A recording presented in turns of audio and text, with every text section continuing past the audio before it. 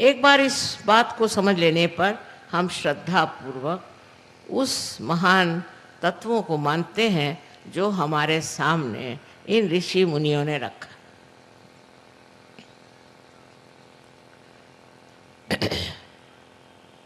विदेश में भी मैंने देखा कि बड़े बड़े वहाँ पर सूफी लोग हो गए और उन्होंने बिल्कुल सहज की बातें करी, बिल्कुल सहज की ही बात करी, लेकिन उनको कोई मानता नहीं है। सूफियों को उनकी मान्यता बहुत ही थोड़ी सी, थोड़े से लोग उनको मानते हैं और सिर्फ उनकी कविता पढ़ के बड़ा मनोरंजन कर लेते हैं, पर उन्होंने जो कहा उस मार्ग पे नहीं चलते। ऐसे हर एक देश में भी बड़े बड़े सूफी हो गए हैं।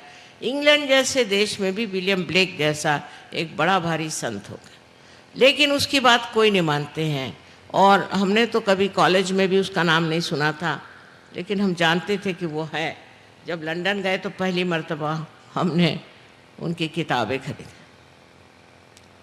उसका कारण यह है कि विलियम ब्लेक पागल है, जितने भी सूफी थे सब पागल हैं, मतलब अपने ऋषि मुनि भी पागल है इनके हिसाब किताब से।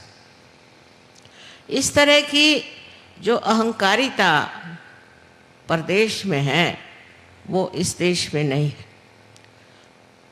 नहीं थी ऐसा कहें, क्योंकि अब तो हम बिल्कुल परदेशी हो रहे हैं।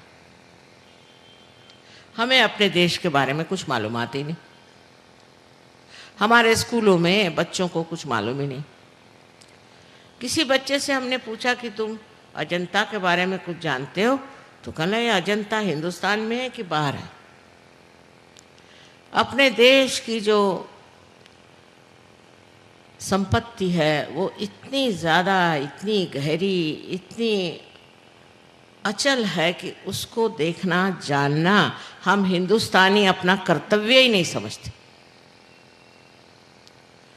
यहाँ की संस्कृति के बारे में तो कुछ बता ही नहीं सकते। कितनों ने मुझसे कहा, खासकर हमारे जो परदेशी सहयोगी हैं, कि माँ आप एक किताब हिंदुस्तान की जो